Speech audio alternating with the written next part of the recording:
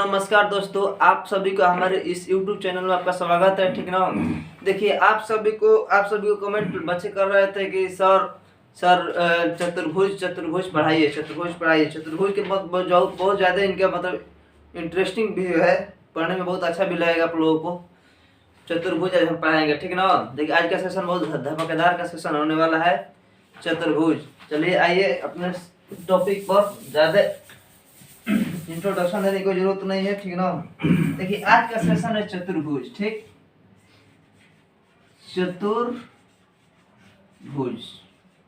चतुर्भुज को इंग्लिश में हम लोग क्वाड्रिलेटरल कहते हैं। ठीक ना। चतुर्भुज को हम लोग क्वाड्रिलेटरल कहते हैं। ठीक ना। देखिए, सबसे पहले चतुर्भुज के बारे में तो जानने हैंगे ही, इसके प्रकार भी होता है। ठीक ना। लेकिन इसके बारे में पहले समझ लीजिए, इसके बाद हम इनके प्रकार पढ़ाएंगे। ठीक ना। देखिए, चतुर्भुज क्या होता है।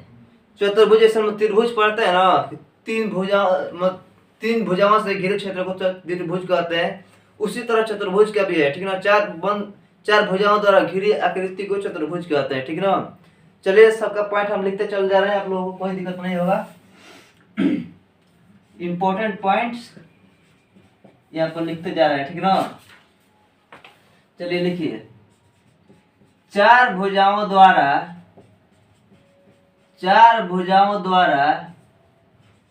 बंद आकृति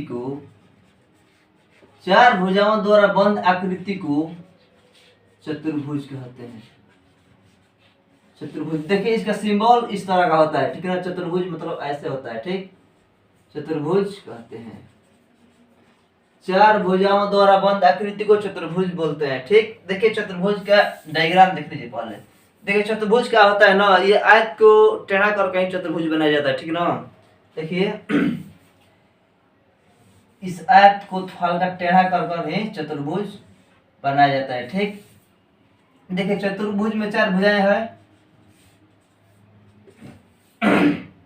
और देखिए, ये इनका ये विकर्ण है, ये चतुर्भुज के विकर्ण है। ठीक ना। चतुर्भुज चार भुजाओं द्वारा बंद आकृति को चतुर्भुज कहते हैं। देखिए, चार भुजाओं द्वारा बंद आकृति है, इसलिए हम इसको चतुर्भुज बोलते हैं। ठीक ना। अब देखिए, इसके पॉइंट्स पे आ जाए।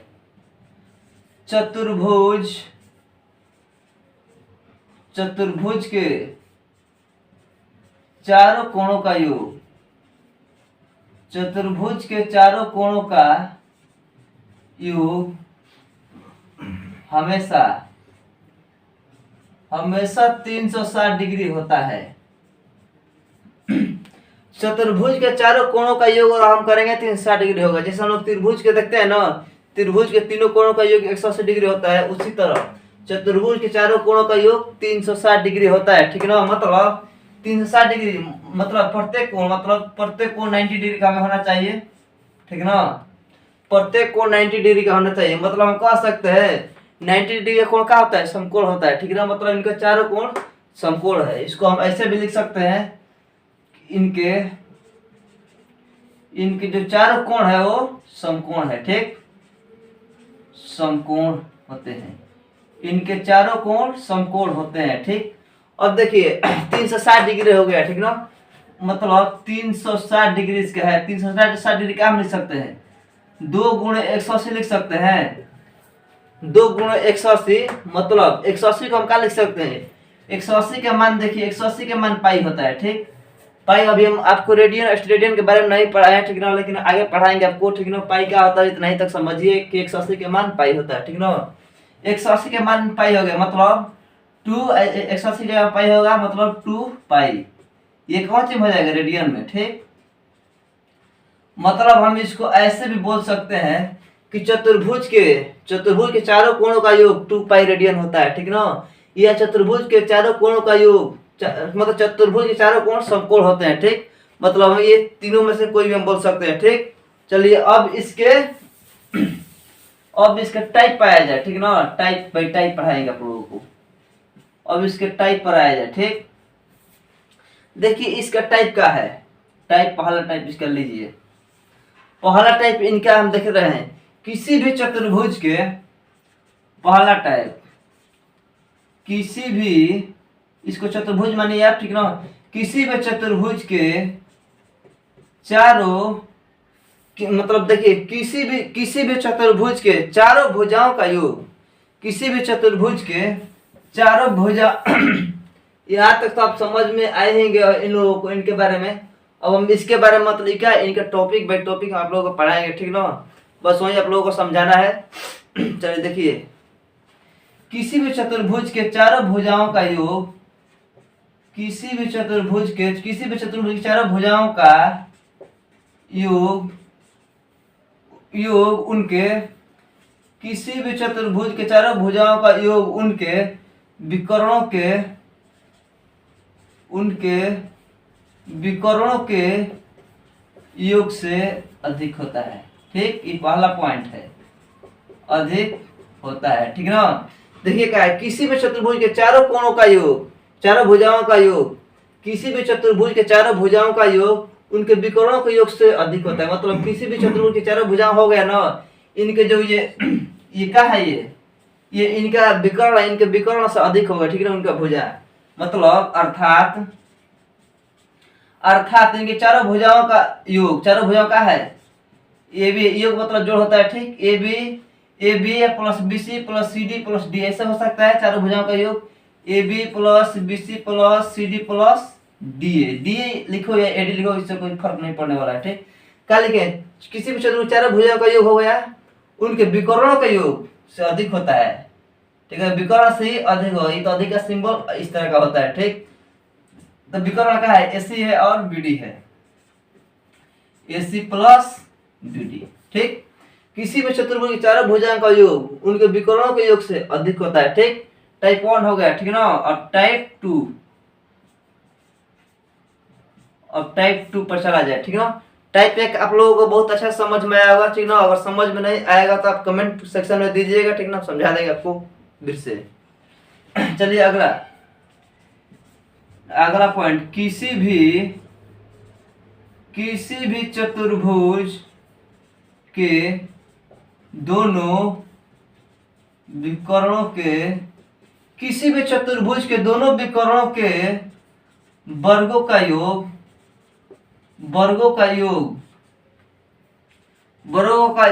उनके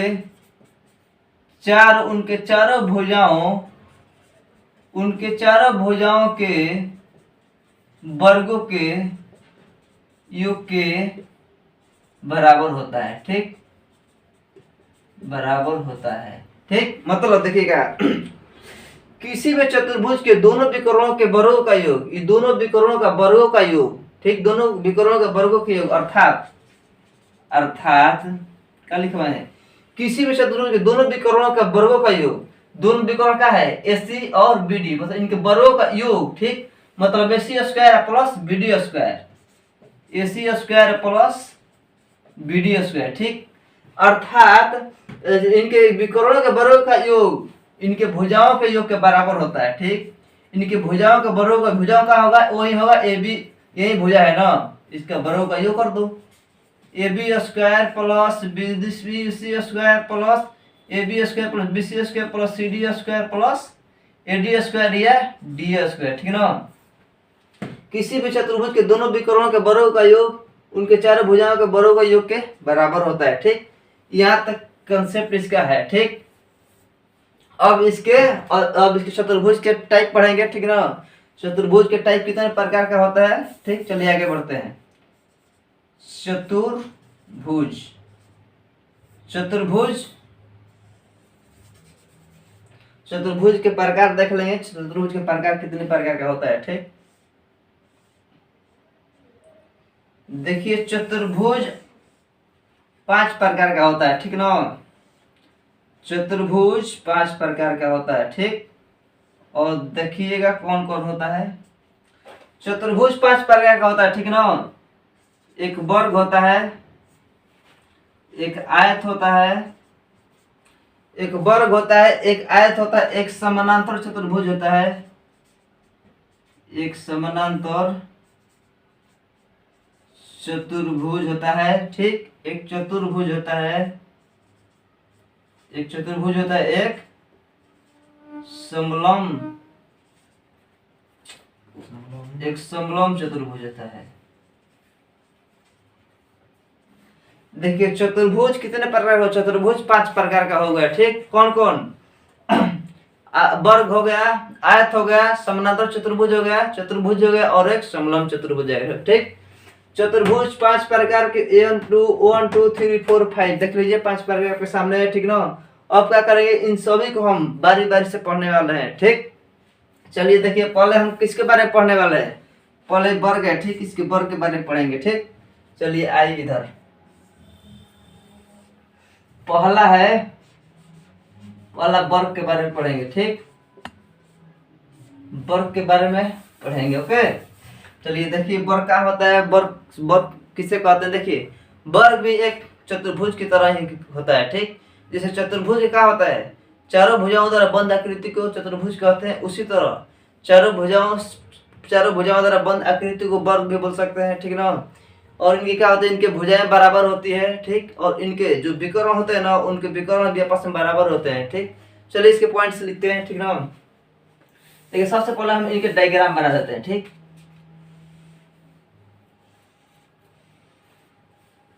डायग्राम इसका ऐसा बनाओ कि सभी भुजाएं बराबर हो, इनके विकर्ण बराबर हो, ठीक ना। देखिए इनके भुजाएं, इनके विकर्ण हो गए, ठीक। मान लें कि ए बी सी और डी इस प्रकार के इनकी तथ्यता है, ठीक ना। अब देखिए इनके भुजाएं क्या होता है, इनकी सभी भुजाएं आपस में बराबर होती है, ठीक। इनकी सभी भुजाएं आपस में बराबर देंगे, हम इनकी भुजा हम कुछ भी ले सकते हैं, ए ही ले लिए, सपोज मान लीजिए भुजा ए हो गया, ठीक ना। देखिए वर्ग के क्या होता है, सभी भुजाएं आपस में बराबर होती है, ठीक। और इनके जो विकर्ण होते हैं ना, विकर्ण भी सभी विकर्ण आपस में बराबर होते हैं, ठीक। और इनके कोण भी 360 डिग्री का होते हैं, इनके प्रत्येक कोण मतलब 90 डिग्री का होता है, इनके चारों कोण समकोण भी होते हैं, ठीक ना। चलिए आया जाए इनके पॉइंट्स पर। पहला पॉइंट्स क्या लिखे हैं, इनके चारों भुजाओं का योग, इनके चारों भुजाएं आपस में बराबर होते हैं, ठीक। इनकी चारों भुजाएं आपस में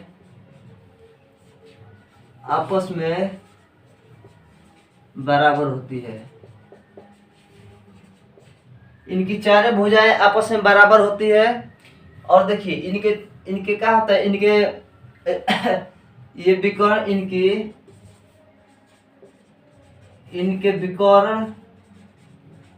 इनके विकर्ण भी बराबर होते हैं, इनके विकर्ण भी बराबर होंगे, ठीक। और इनके चारों कोण, इनकी चारों कोणों का योग, इनकी चारों कोणों का योग 360 डिग्री होता है, ठीक। अब देखिए इसी तरह इसी लेवल का आ गया, ठीक है ना। जैसे कि इनके चारों कोणों का योग 360 डिग्री होता है, तो इनका भी देखिए चतुर्भुज का भी चारों कोणों का योग 360 डिग्री होगा, ठीक। देखिए तो जब 360 डिग्री हो गया तो इसके चारों कोण का होगा, समकोण होगा। इसका भी लिखिए,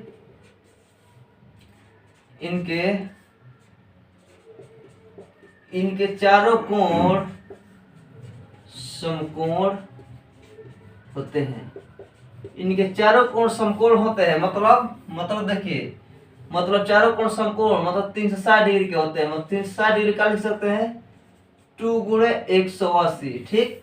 180 दूनी 360 डिग्री होता है, ठीक ना।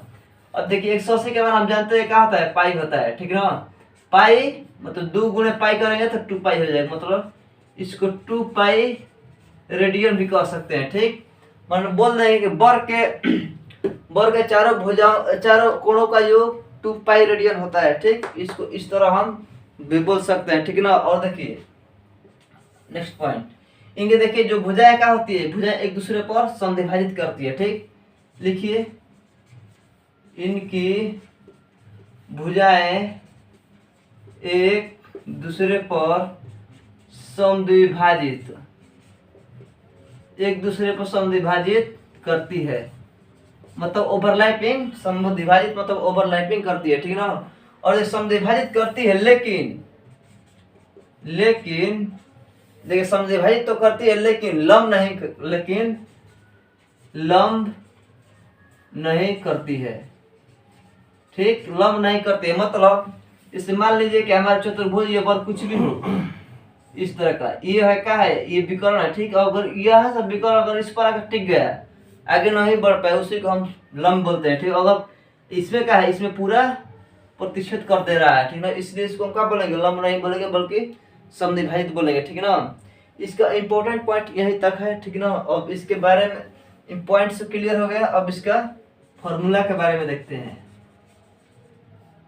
फॉर्मूला, ठीक, फॉर्मूला मतलब सबसे पहला फॉर्मूला बोलता है कि जिससे वर्ग का क्षेत्रफल बोलेगा, वर्ग का क्षेत्रफल क्या होता है, वर्ग का क्षेत्रफल होता है इनके सभी भुजाएं बराबर, क्या होगा, भुजा स्क्वायर। ठीक, भुजा स्क्वायर होता है, भुजा स्क्वायर। ठीक, भुजा हमारा कितना है, इसमें ए माने है मतलब ए का स्क्वायर, तो वर्ग का क्षेत्रफल भुजा स्क्वायर। ठीक, एक सूत्र होगा। ठीक, दूसरा सूत्र वर्ग का परिमाप, वर्ग का परिमाप क्या होगा, देखिए परिमाप किसी का भी निकलना हो, परिमाप मान लीजिए कि हम अपने पंजा का ही बोल दें कि इसका परिमाप कितना होगा, तो परिमाप मतलब सभी का योग कर देंगे तो परिमाप निकल जाएगा। ठीक, अब देखिए इसके इनके भुजाएं कितनी है, हमारी भुजाएं 5 है इस हाथ की, और देखिए इनकी भुजाएं कितनी है, इनकी भुजाएं 4 है। ठीक, तो चारों का योग कर देंगे तो परिमाप निकल जाएगा, मतलब a plus a plus a plus a, ये कितना ठो, 4 ठो, 4 ठो का क्या लिख सकते हैं, 4a लिख सकते हैं। मतलब वर्ग का परिमाप क्या होगा, 4 गुणे भुजा, इसको हम लिख सकते हैं, ये क्या है, हमारा भुजा है, मतलब 4 गुणे भुजा। ठीक, चलिए आगे बढ़ा जाए। ठीक, वर्ग का क्षेत्रफल भी हो गया, वर्ग का परिमाप भी हो गया, और वर्ग का विकर्ण एक देखिए, वर्ग का विकर्ण, वर्ग का विकर्ण क्या होता है, देख किसी का भी विकर्ण निकालना उसको अंडर रूट में डाल दो, अंडर रूट में 2 गुणे भुजा होता है, इनका विकर्ण होता है अंडर रूट 2 गुणे भुजा, 2 गुणे भुजा। ठीक, वर्ग का विकर्ण अंडर रूट 2 गुणे भुजा, वर्ग का विकर्ण अंडर रूट 2 गुणे भुजा। एक नोट्स लिखिए यहाँ पर, मान लीजिए क्वेश्चन में भाई अचानक वर्ग की भुजाएं नहीं दी होगी, उनका विकर्ण दिया होगा, पूछा होगा इसका क्षेत्रफल क्या होगा, तो पता नहीं चल पाएगा। ठीक ना, क्योंकि आप जानते हैं कि वर्ग का क्षेत्रफल क्या होता है, भुजा स्क्वायर, भुजा पता ही नहीं है तो क्षेत्रफल निकलेगा कैसे, उसके लिए एक सोल्यूशन निकाले हैं। ठीक, देखिए अगर वर्ग की भुजा न दिया हो एवं केवल विकर्ण दिया हो, एवं केवल विकर्ण दिया हो, तब वर्ग का क्षेत्रफल क्या होगा, तब वर्ग का क्षेत्रफल पूछे तो क्या होगा, कुछ नहीं करना है, भुजा दिया नहीं है तो कोई दिक्कत नहीं है। ठीक है ना, विकर्ण दिया है ना, बस इससे काम चल जाएगा, विकर्ण का स्क्वायर कर दो। ठीक, क्षेत्रफल, वर्ग का क्षेत्रफल निकालने के लिए क्या किया जाता है, विकर्ण का स्क्वायर कर दो, इसके दूसरे बल्टी भाग दे दो, बस काम खत्म, वर्ग का क्षेत्रफल निकल जाएगा। एग्जांपल लेते हैं, एग्जांपल ले लिए, एक वर्ग की भुजा 5 सेंटीमीटर है, तो इनकी परिमाप एवं क्षेत्रफल ज्ञात करें। ठीक, एक वर्ग की भुजा दे दिया 5 सेंटीमीटर। ठीक, तो इनके परिमाप और क्षेत्रफल पूछ रहा है, हम जानते हैं पहले परिमाप निकालते हैं। ठीक, पहला परिमाप का सूत्र हम यहाँ पर बताए हैं, परिमाप का सूत्र कहाँ है, यहाँ पर है, परिमाप का सूत्र देखिए यहाँ पर है। ठीक, वर्ग का परिमाप कितना होता है, 4 गुणे भुजा, यहाँ पर लिखिए 4 गुणे भुजा। ठीक, अब देखिए 4 है तो 4 कांस्टेंट है। ठीक ना, भुजा इसमें कितना दिया है, 5 सेंटीमीटर दिया, मतलब 5 से भुजा की जगह पर गुणा कर देंगे, मतलब 5 का 20 सेंटीमीटर इनकी भुजा हो गई। ठीक, और देखिए दूसरा का बोला है, दूसरा इसका क्षेत्रफल पूछ रहा है, तो क्षेत्रफल हमको पता है, वर्ग का क्षेत्रफल क्या होता है, भुजा स्क्वायर। ठीक, मतलब भुजा स्क्वायर, भुजा दिया है 5 सेंटीमीटर, मतलब 5 का स्क्वायर मतलब 25 सेंटीमीटर, 25 सेंटीमीटर आंसर। एग्जाम्पल दूसरा लिया जाए, एक वर्ग का विकर्ण 10 सेंटीमीटर दिया है तो इनका क्षेत्रफल क्या होगा, तो इनके क्षेत्रफल क्या होगा। ठीक, एक वर्ग का विकर्ण दिया है 10 सेंटीमीटर, तो उसका क्षेत्रफल क्या होगा। तो हम जानते हैं वर्ग का क्षेत्रफल क्या होता है, वर्ग का क्षेत्रफल होता है भुजा स्क्वायर।